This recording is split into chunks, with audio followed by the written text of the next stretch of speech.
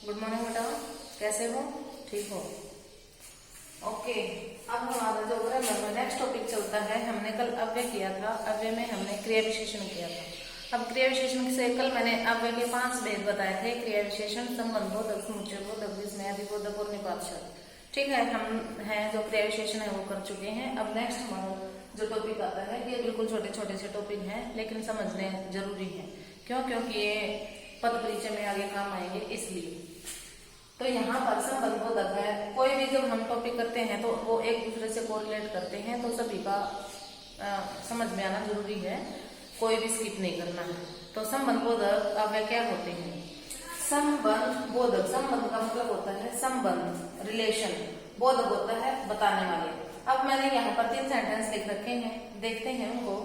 चीता हिरण के पीछे भाग रहा था, वह डर के मारे कांप रहा था, मोहन सोहन से आगे निकल गया। अब ये देखो, चीता हिरण के पीछे। अब ये जो के पीछे शब्द है, ये संबंध बोधक शब्द है। क्यों? क्योंकि इसने इन शब्दों को आपस में जोड़ा है। यदि ये नहीं होता, चीता हिरण भाग रहा था, तो ये समझ नहीं आएगा। के पीछे है, ये संबंध है, इसको जोड़ने वाला संबंध बोधक अव्यय है ये। वह डर के मारे, अब इसमें बताइए कौन सा है? के मारे, बिल्कुल ठीक है। नेक्स्ट है मोहन सोहन से आगे निकल गया। अब इसमें कौन सा है? से आगे। तो ये हमारे हैं संबंध बोधक शब्द। ठीक है, तो ऐसे शब्द, इसमें डेफिनेशन क्या बनेगी? वे अव्यय शब्द जो संज्ञा या सर्वनाम का संबंध अन्य शब्दों से दर्शाते हैं। वे अव्यय शब्द, ये अव्यय शब्द है, इसमें कोई चेंजिंग नहीं होती है। चीता हिरण के पीछे भाग रहा था, चीते हिरणों के पीछे भाग रहे थे, मोहन सोहन के पीछे भाग रहा था। इसमें कोई चेंजिंग नहीं होगी, यहाँ चेंजिंग हो जाएगी, यहाँ चेंजिंग हो जाएगी, लेकिन इसमें कोई चेंजिंग नहीं होती, इसलिए ये अव्यय शब्द है। ठीक है, अव्यय मैंने पहले बता दिया था, तो उसको ध्यान में रखेंगे। तो इसकी डेफिनेशन क्या बनेगी? वे अव्यय शब्द जो संज्ञा सर्वनाम का संबंध अन्य शब्दों से दर्शाते हैं। वाक्य में प्रयुक्त जो अन्य शब्द है, क्रिया है, कैसे भी शब्द है, विशेषण है, क्रिया विशेषण है, जो भी शब्द होंगे उसके साथ दर्शाते हैं, तो वो हमारे अव्यय संबंध बोधक अव्यय शब्द कहलाते हैं। तो डेफिनेशन अपने आप लिख सकते हो। तो इस जो है संबंध बोधक अव्यय है, वो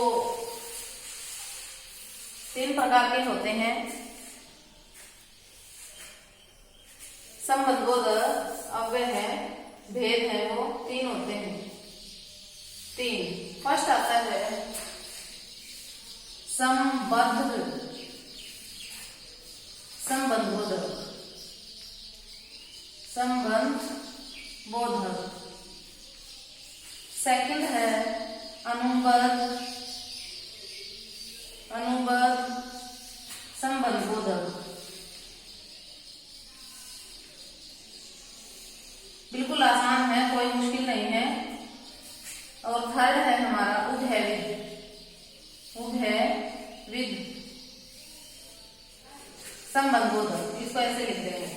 अब इसमें कैसे पता चलेगा कौन सा संबद्ध संबंध बोधक है, अनुबद्ध संबंध बोधक है और उभयविध संबंध बोधक है? एग्जाम्पल से प्रूव करते हैं। जिन संबंध बोधक अव्ययों में कारक चिन्हों का प्रयोग होता है, विभक्ति का प्रयोग होता है, जैसे वो हमने जैसे पीछे एग्जाम्पल दिया था, चीता शेर से, शेर उल्टा लिख दिया है, शेर चीते के पीछे भाग रहा था। तो के पीछे, ये हमारे विभक्ति चिन्ह है के, इसीलिए हमारा संबद्ध संबंध बोधक हो जाएगा। जहां पर विभक्ति आएंगी वो हमारी संबद्ध संबंध बोधक हो जाएंगी। तो इसकी डेफिनेशन बनेगी, जो विभक्ति के साथ या संज्ञा या सर्वनाम के साथ आते हैं उन्हें संबद्ध संबंध बोधक अव्यय कहते हैं। जैसे पूजा से पहले, पूजा से पहले, भूख के मारे, मित्रों के साथ, इस प्रकार के हमारे संबंध बोधक कहलाएंगे। नेक्स्ट आता है अनुबद्ध संबंध बोधक। अब अनुबद्ध क्या होता है? अनुबद्ध में इसमें विभक्ति सहित आएंगे, इसमें विभक्ति रहित आएंगे। जैसे राजा मंत्री सहित पधार रहे हैं, पधार रहे हैं।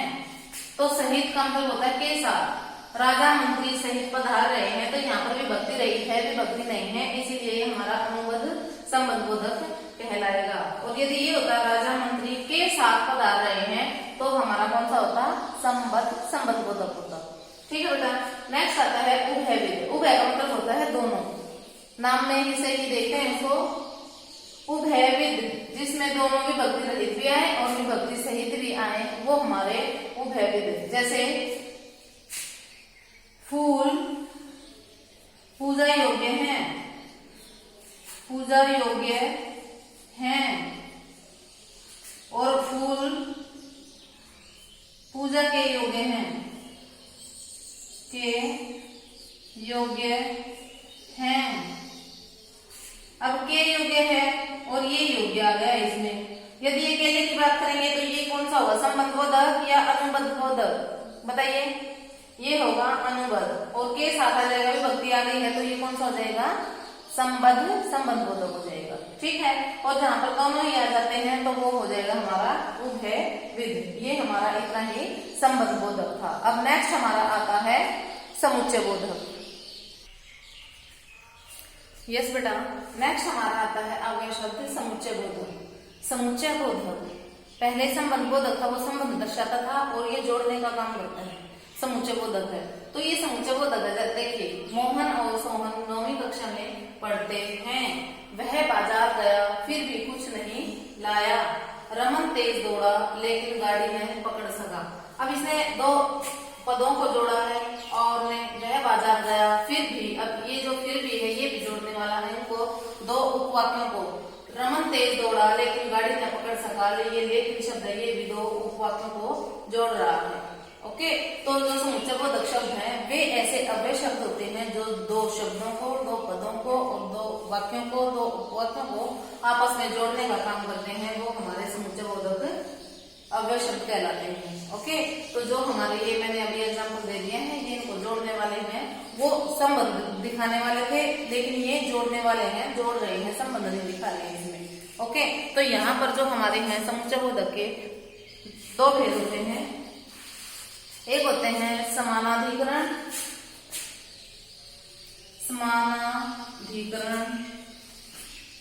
ये एग्जाम्पल मैं इसलिए रब नहीं कर रही हूँ, इसी से बता दूं कौन सा समानाधिकरण है और कौन सा व्यधिकरण है, इसीलिए मैंने ये रिमूव नहीं किए हैं।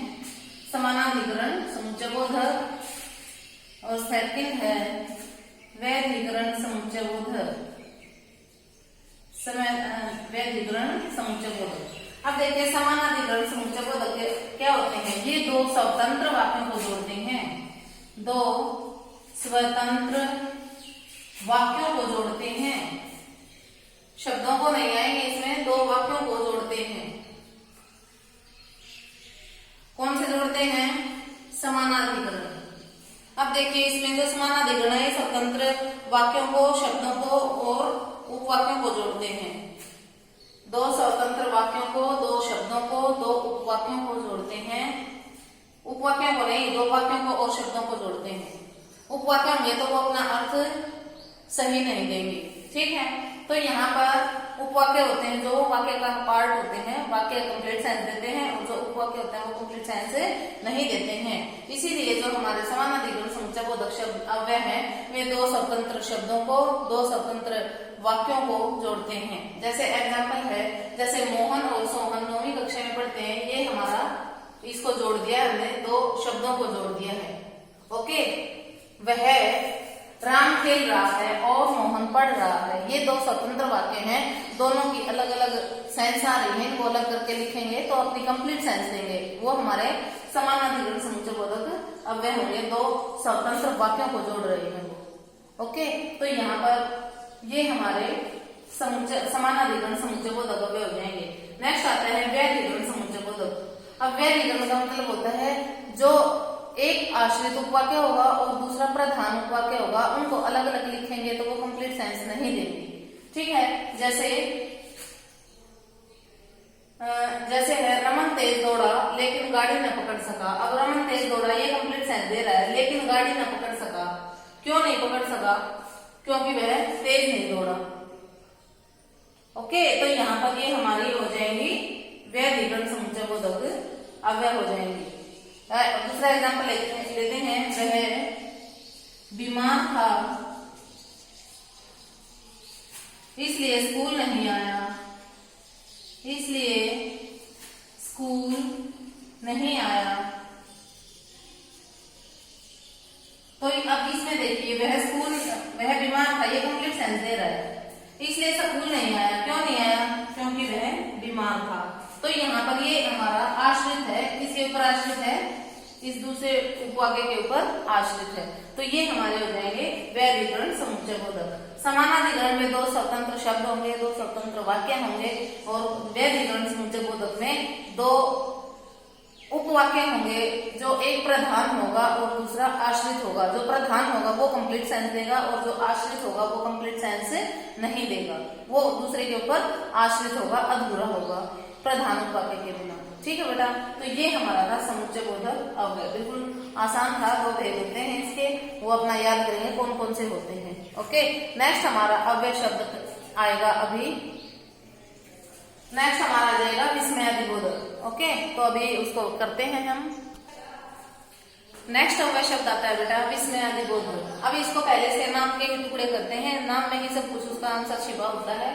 विस्मयादि, विस्मय यहाँ तक हो गया है, आदि और बोधक। ठीक है, विस्मय का मतलब होता है आश्चर्य, हैरानी। आदि का मतलब होता है हर्ष, घृणा, शोक, खुशी एक्सेट्रा, जो भी हमारे आश्चर्य को छोड़कर जो भी बाकी बच गए हमारे एकदम से मन में जो भाव उत्पन्न होते हैं, वो हमारे विस्मयादिबोधक अव्यय शब्द कहलाते हैं। अब बोधक होता है बोध कराने वाले। अब आश्चर्य है, कोई भी हम चीज देखते हैं तो हमारे मन में जो भी अचानक से भाव उत्पन्न होता है वो हमारे मन में विस्मय पैदा करता है, आश्चर्य पैदा करता है। ठीक है, हम शहर में जाते हैं, ऊंची सी बिल्डिंग देखकर और वह कहते हैं इतनी लंबी बिल्डिंग, इतनी ऊंची बिल्डिंग। इस प्रकार से हम एकदम से हमारे मन में आश्चर्य का भाव आता है, तो वो हमारे विस्मयादिबोधक अव्यय शब्द कहलाते हैं। तो ये हमारे जो अव्यय शब्द हैं विस्मयादिबोधक हैं, वो कई प्रकार के होते हैं। विस्मयादिबोधक पहला अरे, वाह, तो जैसे कहते हैं सच, कोई भी कहते हैं कि आज है जो तुम्हारे मामा आएंगे, ठीक है, तो वो कह देंगे सच, तो सच है। एकदम से मन में जब भाव उत्पन्न होते हैं तो वो हमारे विस्मयादिबोधक वाक्य ही अव्यय ही कहलाते हैं। अब जो हर्षबोधक है, हर्षबोधक में क्या करते हैं? वाह, आह, बहुत खूब, तो ये हमारे हर्षबोधक होते हैं। प्रशंसा बोधक में क्या करते हैं? अरे, किसी की प्रशंसा करते हैं, अरे उसने तो आज अच्छा काम कर दिया।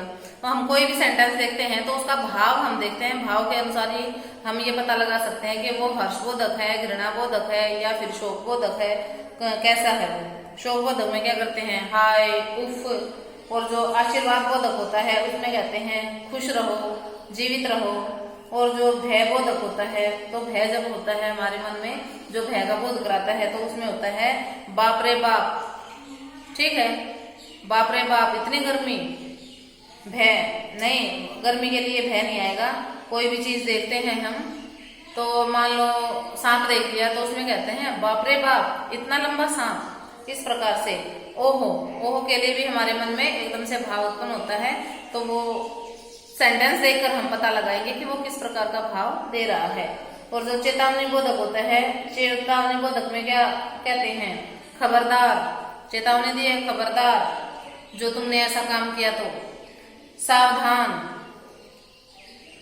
आगे मत जाओ, आगे गहरा गड्ढा है। और फिर आता है इसमें स्वीकृति बोधक। स्वीकृति बोधक में क्या आता है? जी का मतलब हाँ होता है, जी हाँ। इस प्रकार से ये हमारे विस्मयादिबोधक शब्द होते हैं, सेंटेंस के ऊपर डिपेंड करते हैं वो किस चीज का भाव दे रहे हैं। और जो विस्मयादिबोधक शब्द होते हैं वो उसकी मेन पहचान होती है उस शब्द के, जिस शब्द से हमारा भाव उत्पन्न हो रहा है उसके लास्ट में विस्मयादि सूचक चिन्ह मिलेगा, पूर्ण विराम और नीचे डॉट। ये इसकी मेन पहचान होती है विस्मयादिबोधक की। नेक्स्ट आता है हमारा निपात शब्द। अब निपात क्या होते हैं? निपात बिल्कुल ही आसान है, निपात शब्द, और बिल्कुल ही छोटा सा है निपात। निपात क्या करते हैं, जैसे एक सेंटेंस देखती हूं मैं, लड़की देखने में ही सुंदर है, लड़की ही देखने में सुंदर है, लड़की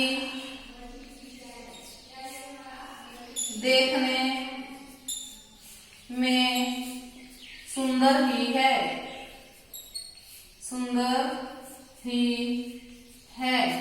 अब ये देखिए, जो ये ही शब्द है, दोनों में विशेष जिस शब्द के साथ निपात शब्द लग जाते हैं वे उस शब्द को विशेष बल देते हैं, उस शब्द के ऊपर विशेष बल देते हैं जिसके साथ निपात शब्द लग जाते हैं। तो निपात शब्द क्या होते हैं, वे अव्यय शब्द जो किसी शब्द के साथ लगकर उसके अर्थ को एक विशेष बल प्रदान करते हैं, उसे निपात शब्द कहते हैं। जैसे लड़की देखने में ही सुंदर है, इसका अर्थ अलग आ रहा है, लड़की ही देखने में सुंदर है, इसका भाव अलग आ रहा है, और लड़की देखने में सुंदर ही है, इसका भाव अलग आ रहा है।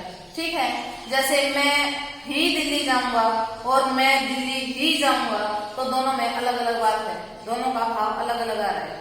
ठीक है, तो यहाँ पर लड़की देखने में ही सुंदर है, बस देखने में ही है और कुछ काम नहीं है, बस देखने में सुंदर है, ना ही पढ़ी लिखी है ना ही कुछ और है। फिर लड़की ही देखने में सुंदर है, भाई लड़की घर में देखने के लिए गए हैं, लड़की ही सुंदर है और घर परिवार वाले उसके और कोई सुंदर नहीं है। फिर लड़की देखने में सुंदर ही है, ये सुंदर देखने में सुंदर ही है, इससे ज्यादा और कुछ नहीं है। तीनों का जो भाव है वो अलग अलग आ रहे हैं। तो जिस शब्द के साथ ये लग जाते हैं, देखने में इसके को विशेष बल दे दिया है, और यहाँ पर लड़की को विशेष बल दे दिया है, और यहाँ पर सुंदर को विशेष बल दे दिया है। तो जिस शब्द के साथ ये अव्यय निपात शब्द लग जाते हैं वो उस शब्द को विशेष बल प्रदान करते हैं। तो ये हमारे निपात शब्द होते हैं। कुछ मुख्य निपात शब्द होते हैं, भर, ही, भी, तक। जिस शब्द के साथ ये मिलेंगे वे हमारे निपात शब्द कहलाते हैं। इसे हम अवधारक